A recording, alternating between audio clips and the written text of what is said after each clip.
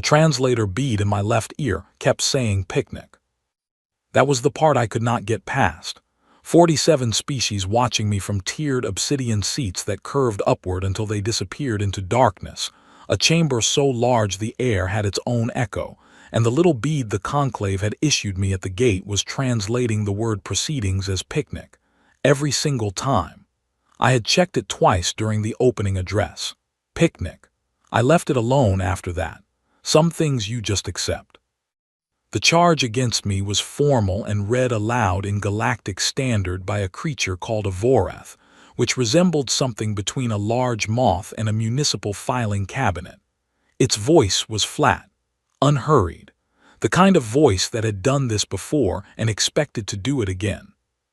Earth had refused to cede the Kepler belt mining rights. Earth had sent me as its formal response. The conclave had interpreted this as contempt. They were not wrong. I had been standing at the center podium for 11 minutes. The podium was a raised circular platform, roughly the size of a large dining table, positioned at the exact geometric center of the chamber. There was no chair. There was no water. There was a faint blue light coming from somewhere below the floor that made everything look slightly like the inside of a fish tank. I had worn gray, as instructed. Conclave mandated attire for diplomatic proceedings, for diplomatic picnics. My name is Marcus Vale. I am 34 years old. I was born in Chicago. I worked my way through a state university, got recruited into Earth's Outer Relations Division at 26, and spent the next 8 years being sent to places other people did not want to go. I am not a soldier. I am not a scientist. I am, according to my official file, a diplomatic attaché, which is a title that means approximately nothing and in practice means I talk to things that could destroy me and try not to blink too visibly. The Voreth finished reading the charges. I was given one statement, 60 seconds in galactic standard. I had prepared 6 words. I had practiced them for 3 weeks, back on the relay station, standing in the corridor outside my bunk at odd hours, saying them to the wall. I said them now. Earth does not negotiate with processes designed to produce a single outcome. The chamber was quiet for a moment, not the kind of quiet that means consideration, the kind that means the math is already done and everyone is just waiting for the answer to be announced. The vote was 43-4. I noted the 4. I always note the exceptions. The 4 species that had voted against the resolution were the ones that had studied Earth the longest. I did not look at them directly. I filed them away somewhere behind my sternum where I keep things I will think about later.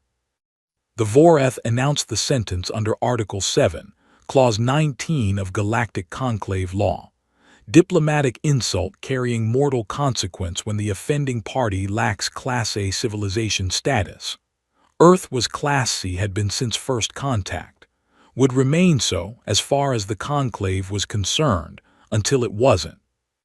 Execution immediate. No appeal. Galactic broadcast live to all 900 member civilizations.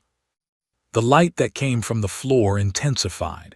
It shifted from ambient blue to something more deliberate, more directed. I felt it before I saw it properly, a warmth that was not warmth, a pressure that had no physical weight. I thought about the translator bead. I thought specifically and absurdly, at least it is not a picnic. The light was very blue. And then it wasn't. There are things I can tell you about dying that most people cannot verify. It is not dramatic. There is no tunnel. There is no particular sensation of falling or floating or arriving anywhere.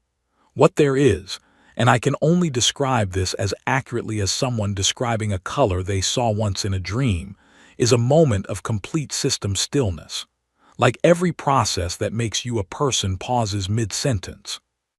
Then Dr. Nina Osai was yelling at someone about a stabilizer reading, and I was on a table in the relay station's medical bay, and the overhead lights were doing that thing they do when the power draw is too high, flickering in that irregular pattern that makes the whole room look like it is breathing. I was breathing. This was notable. The table was cold.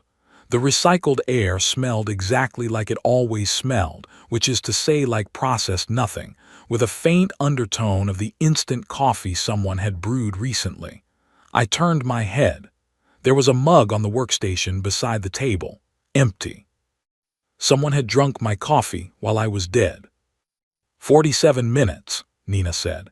She was already looking at a screen rather than at me, which was fine. Nina looks at screens the way other people look at the people they trust most. 47 minutes and 11 seconds from confirmed cessation to full neural re-engagement. That is 4 minutes faster than the simulation projected. "Who touched my cup?" I said. She did not answer that. The room had 6 people in it. Nina, who was lead on the revival project and had been for 9 years, and 5 of her team whose names I knew, and whose faces all had the same expression right now, which was the expression of people who have spent a very long time working towards something, and are now standing inside the moment where it either works or it does not, and have just learned that it works. I sat up. The room tilted slightly. I let it tilt and waited for it to stop. "How do you feel?" said a voice from the doorway. That was Dr. Carl Webb, director of Earth's Outer Relations Division, the man who had recruited me 8 years ago and the man who had, 11 years before that, recruited Ambassador Leon Price to walk into a chamber not entirely unlike the one I had just been executed in. Leon Price had not had the medical files. He had not had 9 years of reverse-engineered science and one carefully constructed field test. He had just walked in, said something true and inconvenient, and not come back. I had been 22. I had been in the room. I looked at Carl. "Someone drank my coffee," I said. He had the decency to look slightly guilty, which meant it was him. I filed that away too. Nina was pulling up a readout on the main screen. The science, as she had explained it to me over the course of many months of preparation, worked like this. The Conclave's execution beam, standard across all member civilizations, approved by the Medical Ethics Board, considered humane, functioned by disrupting the bioelectric pattern of the target's central nervous system. The disruption was total and irreversible. In most species, humans, as it turned out, carried a secondary bioelectric pattern distributed through the peripheral nervous system, a redundant network, evolution's rough draft that never got deleted from the file. The Conclave's beam hit the primary pattern and registered a clean cessation. It missed the secondary entirely. Earth scientists had first observed this anomaly in the aftermath of Leon's execution, not in time to save him. The primary disruption had already caused irreversible damage before the secondary pattern could sustain function independently. But the secondary had persisted for 40 minutes after his official death, which was long enough to measure, and long enough for Nina, who had been a junior researcher at the time, to understand what she was looking at. 9 years later, she had built a revival protocol that could bridge the gap, stabilize the secondary pattern through the window of disruption, maintain peripheral function, and reintegrate the primary network once the beam's residual effect dissipated. She had tested it on tissue models, on neural simulations, on every computational analog available. And then on me. I had agreed. I want to be precise about that. No one forced my hand. Carl had laid it out plainly 18 months ago in a room with no recording devices and very bad lighting. He had told me what the plan was, what it required, what it would do to the Conclave's legal standing if it worked, and what it would do to Earth's diplomatic future if it did not. I had asked 3 questions. Then I had said yes. I got off the table. The room steadied. I was still wearing the gray attire from the chamber. It smelled faintly of the ozone that the beam left behind, which was a smell I would not be entirely comfortable with for several weeks afterward, though I never mentioned that to anyone. The broadcast went to all 900 members, Carl said from the doorway. The Conclave has already issued the formal notification stripping Earth of diplomatic standing. It is done. It is on the record. I nodded. There is a window, Nina said, not looking away from her screen. The conclave's administrative processing cycle runs for roughly 3 hours after a major resolution. After that window, certain legal instruments become significantly harder to file. I knew this. I had memorized this. I need a broadcast channel, I said. Ready. And I need my coffee first. Someone made fresh. Carl stood in the doorway and watched me drink half of it. The room was still doing that thing where everyone was watching me peripherally, tracking movement, checking for instability. I understood it. I would have done the same. I finished the coffee. I put the mug down. I looked at the camera setup Nina's team had assembled against the far wall, the one rigged to broadcast across every open channel in conclave space, and I thought about Leon Price, who had gone in without the files and had not come back, and I thought about 43 votes, and I thought about the 4 who had voted against. Okay, I said. Just that, no speech before the speech, no moment of gathering myself. I walked to the camera. The broadcast opened without an introduction. I appeared on every open channel in conclave space at 10:14 standard, standing in a relay station medical bay, wearing gray execution attire, holding nothing. I had considered holding the coffee mug. I had decided against it. The attire was enough. I let the visual sit for 3 full seconds before I spoke. I had learned that from a negotiator named Doris Webb, no relation to Carl, who had told me years ago that the most powerful thing a human could do in a room full of non-humans was simply exist without explaining itself. Most species in the conclave filled silence reflexively. Silence, to them, meant system failure, transmission error, cognitive vacancy. A human who simply stood in silence and waited communicated something that translated across every species barrier, without requiring a single word. It communicated that the human was not afraid of the silence. After 3 seconds, I spoke in galactic standard, slowly, clearly. I had no translation errors to give anyone. At 900 standard today, the conclave executed me under Article 7, Clause 19. This is accurate. This occurred. I paused for 1 second. I want to address the 43 members who voted for the resolution. Another pause.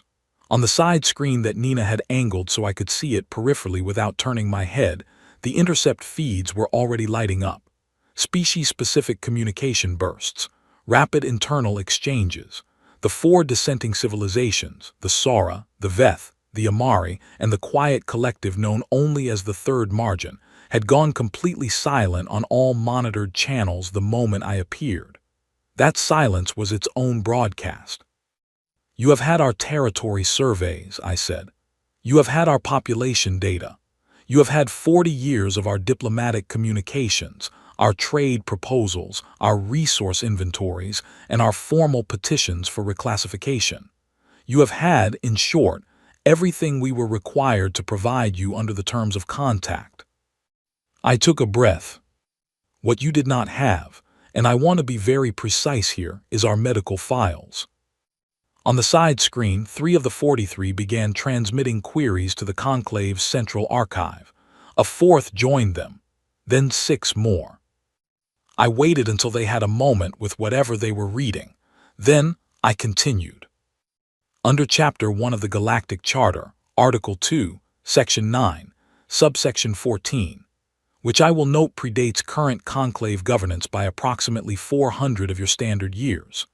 A member civilization that has been subjected to existential threat by a governing body retains the right of immediate and permanent withdrawal, with full reversion of all territorial agreements to pre-contact boundaries, effective upon formal declaration.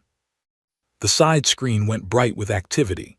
Nina, off camera, made a very small sound that was not quite a word. Earth hereby invokes that right, I said. This is our formal declaration. This is recorded, timestamped, and filed in triplicate with the Charter's archive system, which, I will also note, operates independently of conclave administrative authority.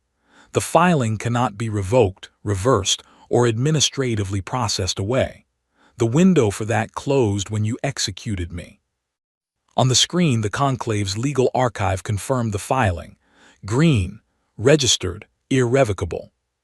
I looked directly at the camera. The Kepler belt reverts to pre-contact Earth claim. All 43 trade agreements signed under diplomatic duress in the last 20 years are voided by operation of law. Earth's class designation is suspended pending independent review, which we are not requesting from this body. The noise on the intercept feeds was extraordinary. I did not look at the screen anymore. I kept my eyes on the camera. I want to be clear about what this is not, I said. This is not a threat. This is not a negotiating position. This is not a request for reconsideration. You made a decision. We made a contingency. You executed it. We executed ours. I picked up the coffee mug from where Nina had quietly set it on the edge of the equipment table beside me. I took one drink. You should have read the whole file. I said that part in English. I cut the feed. The room was completely silent for 4 seconds. Then Nina said very quietly, "The archive confirmation is solid. It is not going anywhere." Carl was standing in the doorway again. He had an expression I had not seen on him before, which for a man I had known 8 years was notable. 16 of the 43 are already requesting bilateral contact, he said. Not yet, I said. Marcus. Not yet, I said again. Give them 3 hours, let them read the file. I put the mug down. I went to find a chair by the observation window, and I sat in it, and I looked at the stars, which out here were thick and very close and did not care about any of this. And I put my hand in my jacket pocket where the folded photograph had lived for 11 years, and I held it there, and I did not say anything to anyone for a long time. The 3 days that followed were, in the technical vocabulary of Earth's Outer Relations Division, a political cascade event. In my vocabulary, they were the longest 72 hours of my life, and I spent most of them sitting in the observation bay drinking Nina's coffee, which was better than mine, reading intercept transcripts, and refolding a photograph I never looked at. Carl managed the official communications. That was his job. That had always been his job. I was the field, he was the framework, and the framework was doing what frameworks do when you hit them with a structural shock. It was redistributing load across every beam it had. 6 minor conclave civilizations filed their own withdrawal declarations within 18 hours of our broadcast. They used Earth's charter invocation as legal precedent. 3 of them had been trying to leave the conclave for decades and had never had a valid instrument to do it with. Now they did. I had not known about those 6. Carl had not told me. When I found out, I sat with it for a while. That was one of the things I sat with.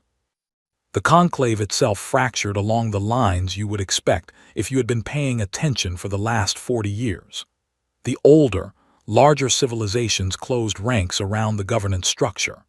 The mid-tier ones, the ones who had always felt the weight of the big species decisions but never had enough standing to push back, began making quiet contact with each other on frequencies they had not used in years. The intercept team flagged 14 separate closed-channel conversations in the first 36 hours. None of them were hostile to Earth. Several were not hostile in ways that were almost enthusiastic. 47 hours after the broadcast, the Sora contacted me directly. Text only, old encryption, the kind that predated the conclave's current surveillance grid by about 2 centuries. I recognized it because Nina had a detection flag set for it specifically. She had told me during the preparation phase that if any of the 4 dissenting civilizations made private contact, it would likely come from the Sora. They were the oldest spacefaring species in the conclave. They had been watching Earth since before first contact was formally established. The message read, "We have observed your species for 31 of your years. We understand what you are. We cast our vote against the execution not because we expected the outcome you produced, but because we did not wish to be present at the beginning of what follows. We write now because history will need a witness who understood what this moment was. We are that witness. We ask nothing of you. We offer nothing except this record. I read it twice. I looked at it for a long time. I typed back 4 words, "What do you want?" Their response came in 11 minutes. "We want nothing. We have told you what we are doing. You do not need to respond to this message. You do not need to acknowledge it. We will continue to observe. We will continue to record. When the shape of what comes next becomes clear, there will be those who say it was sudden, who say no one could have anticipated it. We wanted someone to know that we anticipated it, that it was not sudden, that it was always going to be this." I did not respond to that one. I folded the photograph, which I had taken out and was holding without looking at, as I sometimes did, and put it back in my pocket. Nina came in at 4 in the morning station time, carrying 2 mugs. She handed me one without asking if I wanted it. She sat in the other chair. The observation window showed a sweep of stars that had no names in any human language, dense and bright and completely indifferent. We sat there for a while. 16 bilateral requests, she said eventually. Carl says 2 of them are from the original 43, first-tier civilizations, both of them, not mid-tier, the big ones. I know, I said. That is not nothing, she said. I know that too, I said. She looked at me the way she had been looking at me since I woke up on her table, with a directness she did not use on her screens, which meant it was the kind of looking she reserved for things she could not quantify. Are you all right? She said. I thought about the honest answer, which was that all right was not a category I currently fit into. That is a hard no from the universe, I said. She did not laugh. She just sat there, which was the right thing to do, which was why Nina was the person I was glad was in the room. I kept folding the photograph. I had been doing it for so long that the creases had their own memory. The paper fell into its folds the way a familiar road falls under familiar tires, without resistance. The photograph was of Leon Price. It had been taken at the embassy orientation session 12 years ago. He was standing in front of a window, not looking at the camera, talking to someone off frame. He had that quality some people have of existing fully in a moment without being aware that they are being observed. His hands were moving, mid-sentence. I had been 22. I had been assigned to his team as a junior attaché. I had watched him walk into a chamber and not come back. I had stood in the corridor outside the medical bay for 6 hours while the doctors ran tests on the readings they had pulled from the execution beam, and I had heard Nina's supervisor. Nina had not yet been lead. She had been a researcher, say, in a voice that had not understood yet that I could hear it, that there was something in the peripheral data that should not have been there. I had heard it. I had kept hearing it. 8 years later, when Carl had come to me with the contingency plan, I had already known the answer before he finished explaining it. Not because I was not afraid. I was afraid. I remain afraid of a number of things, including, but not limited to, the smell of ozone and the color of certain kinds of blue light. But the answer had already existed before the question was asked. 43 votes. And 16 bilateral requests. I held the photograph. I did not unfold it. Outside the window, the stars continued their long, patient work of being unimpressed by everything. 6 months is a long time to negotiate. It is also not long at all, depending on what you are negotiating and with whom, and with what legal architecture underneath you. 6 months in a standard conclave review process means almost nothing. 6 months under the conditions that followed Earth's charter invocation meant that the entire table had been redesigned from scratch, and everyone sitting at it was still adjusting to chairs that were not the shape they expected. I was the one who sat at the center of that table. Not Carl, though Carl was in every room, managing every channel, doing the work that kept the structure from going sideways. Not Nina, though Nina had attended 3 of the formal sessions as technical advisor, and had said, on each occasion, precisely 3 sentences, all of which had been more useful than most of the hours of formal exchange around them. Me, diplomatic attaché Marcus Vale, formerly executed, currently reclassification pending, still wearing the translator bead in my left ear that continued to render proceedings as picnic. I had never corrected it. People asked sometimes. Nina had asked once in the early weeks. I had not had a good answer then. I still did not have a good answer. I just knew that every time it chirped picnic in my ear in the middle of a formal session, something in me stayed level. Something that might otherwise drift found its footing. It was irrational. I kept it. The sessions ran 6 to 8 hours on active days. Shorter on administrative days, when the exchange was mostly filings and counterfilings, and the kind of procedural back and forth that sounds like it is about protocol, but is actually about territory. Always territory. Everything always reducing eventually to who controls what piece of which corridor between which stars. The Kepler belt was, formally, the first item. It was also the simplest, because the Charter's reversion clause had settled it legally before the first session opened. What the sessions were actually doing was building the framework for what came after the Kepler belt, what came after Earth's 40 years of Class C status, and the shape of a relationship between Earth and the conclave that was not the one that had existed before, because that one was gone, permanently, filed away in an archive that could not be unlocked. The 16 bilateral requests had become 22 by the time formal negotiations opened. 22 out of 43.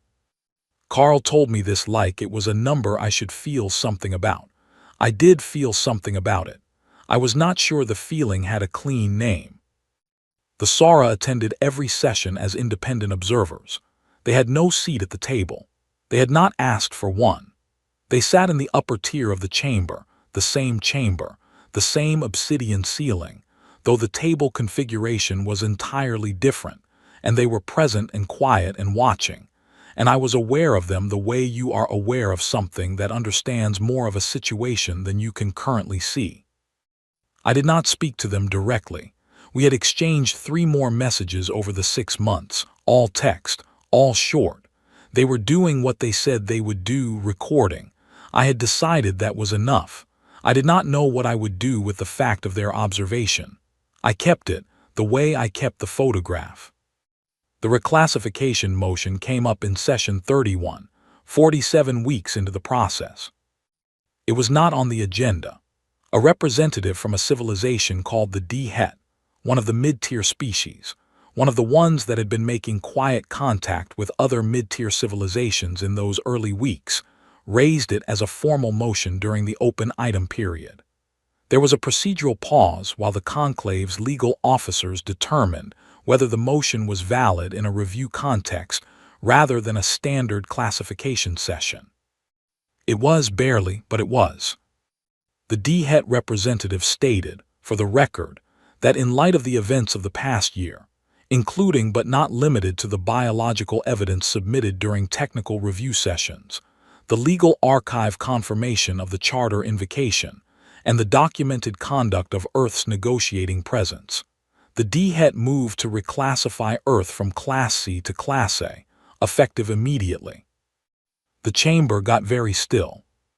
Carl, seated 2 positions to my left, did not move. I did not move either. The motion was voted on, not scheduled, not reviewed, voted on in the room in the moment under the provisions that allowed immediate action on unscheduled motions in review proceedings. 31 against, 16 in favor. It failed. The D-Het representative accepted the result without expression. The session continued. The vote lasted 4 minutes total and changed nothing formally and changed everything in a way that would take years to fully measure.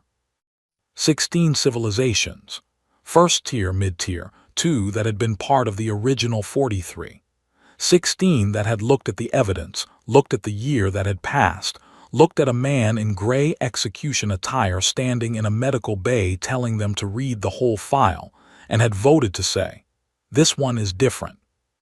Not enough to win. Enough to write down. I took the photograph out of my pocket. I did not unfold it. I took the pen from the table. We used physical pens in sessions, conclave tradition. Something about the permanence of physical notation, and I wrote the number on the outside of the folded paper.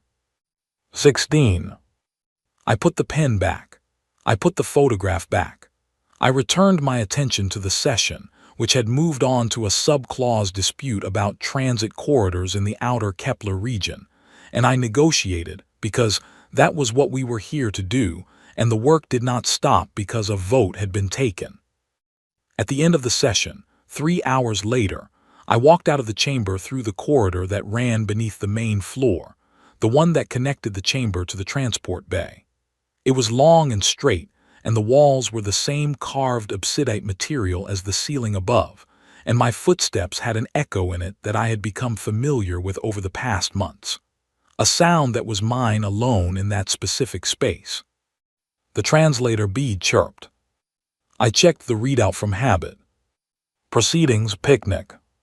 I did not fix it. I kept walking. There were more sessions ahead. There were, by Carl's estimate, at least 40 more weeks of formal negotiation before anything approaching a final framework could be ratified. And after that, years of implementation, years of the kind of slow structural work that does not have dramatic moments and does not generate broadcasts, and does not require anyone to stand at a podium in gray attire and say 6 precise words. I was fine with that. Dramatic moments are not something I would describe as enjoyable. They are something I would describe as necessary, and there is a significant difference. I thought about Leon Price, who had walked into a room before the files existed, before the science existed, before any of this existed, and had said something true and paid for it completely. He had not known what his death would produce. He could not have known.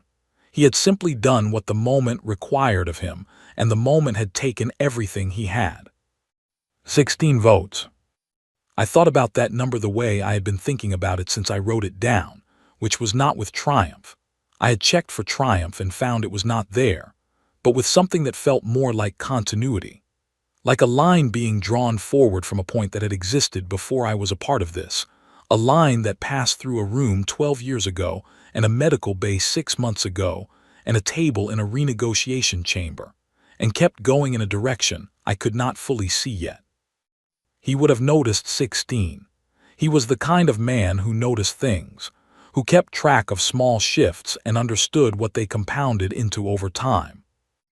I had watched him do it in the 6 months before he died, in briefing rooms and transit corridors, in the hour before his final session when he had sat across from me in the small anteroom, eating a terrible meal from a station canteen, and talking about the history of the Galactic Charter, with the kind of focus that meant he had found something in it that interested him. I had not known then what he had found. I had figured it out later. He had found Section 9, subsection 14. He had found the exit clause. He had not had the medical files to survive its use. He had found the legal instrument and not had the biological one. I had come along 11 years later with both, because he had read the charter and Nina had read the neural data, and here we were. 16 votes. He would have liked that. I thought about it. The corridor ended at the transport bay door. I pushed it open.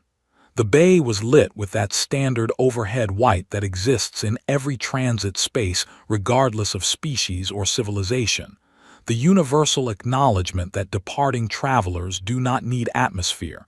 They need to see where they are going. I knew where I was going. Back to the station. Another debrief with Carl.